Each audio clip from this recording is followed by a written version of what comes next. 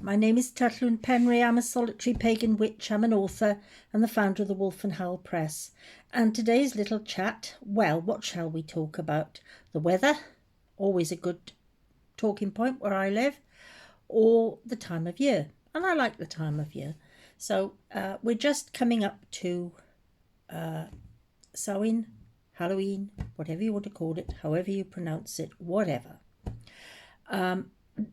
But something that has sort of caught my eye a lot of late is the way that people seem to find the need to try and copy these wonderful photographs you see where people have got pumpkins lining their drive and they've got loads of decorations out and what have you. And I know, perhaps they do it more in the US than we do over here because a lot of us don't have drives of any description. And I know on my drive, I've got a very sort of short curved drive and it's on a slope like that. So if I put any pumpkins on there, they'd be out in the road. So let's chat a little bit about that. What do we expect of ourselves? What do we expect of others? Does it matter if we decorate or if we don't? So I'll answer the first one first. No, it doesn't. It doesn't matter at all. If you can't decorate, maybe you don't have any exterior room. I mean, if you live in an upstairs flat, and I've done that in the past, you have nothing you can put out except put one in a window and hope that somebody sees it. But are you decorating for other people or are you decorating for yourself?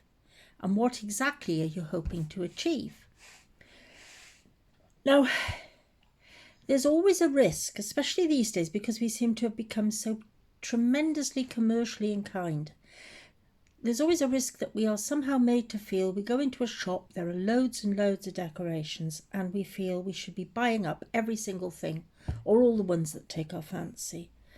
And it can be an expensive business, let's face it, but it's not what a celebration for us as a witch should be about.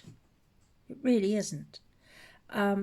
Because otherwise you're just decorating. Like people decorate for Christmas. They may not go to church, but they decorate for Christmas. And I think if you want to be a witch, if you feel that you want to be a witch or you want to lead a pagan spiritual path, whatever it is you feel in your heart, well, please don't go mad doing this. There's no need. I mean, when I was a child, we didn't have pumpkins in the UK. Certainly not when I was young. In fact, half the time you couldn't even get a decent-sized Swede. They'd be about that size, and they'd look really sinister if you tried to hollow them out. Looked like you'd put a shrunken head in your house or something. But a Swede, I know they've got lots of names. Some people call them turnips. Some people call them, well, they don't call them the same thing, but they used to carve mangelwurzels, which are a bit bigger. We always did a Swede. It was all that was available, and often it wasn't even available then. And they are absolute hell to try and carve because they are so hard. Pumpkins are lovely. You can just stick a spoon in there and get most of it out. A pumpkin, you probably need a drill and a saw and maybe a chisel or two. I mean, we used to do it with a knife and what have you, whatever we could get. A grapefruit knife was always good. But they were so hard to do, and you were lucky if you made one, to be honest with you. And the wonderful thing about them was they looked wonderfully sinister. In fact, at first glance, they looked a bit like a mummy's head. They looked like something horrible come out of the ground at you.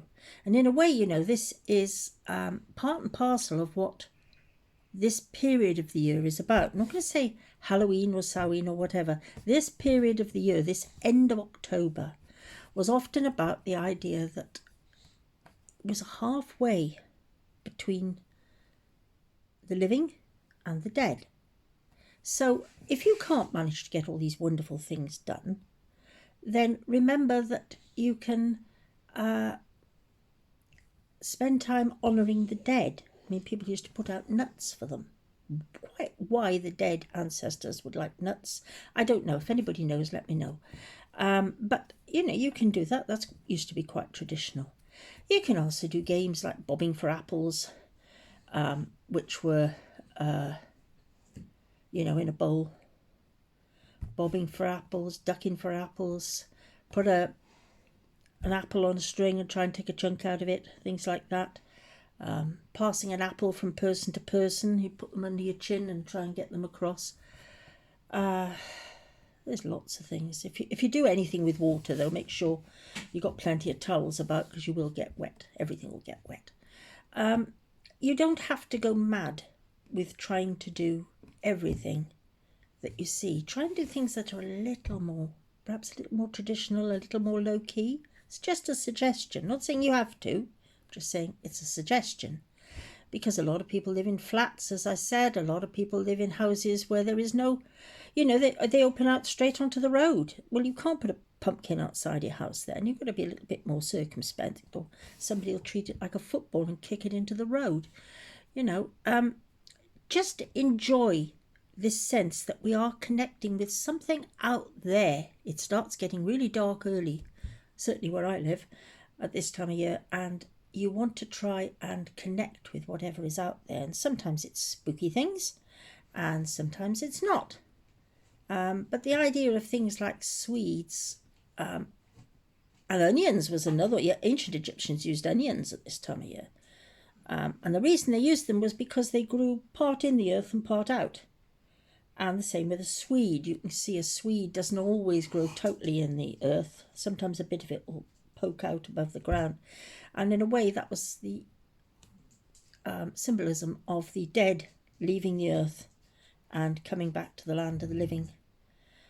So these are just thoughts, things to make you try and do something different perhaps this year if you feel like it, or make you not feel that you're not doing enough anyway. You are doing enough. Just do something. Have a bit of fun with it. And I'll leave it at that, because I can see we're getting on for 7 minutes now. Thank you very much for listening, and we'll catch up again soon. Thank you. Bye.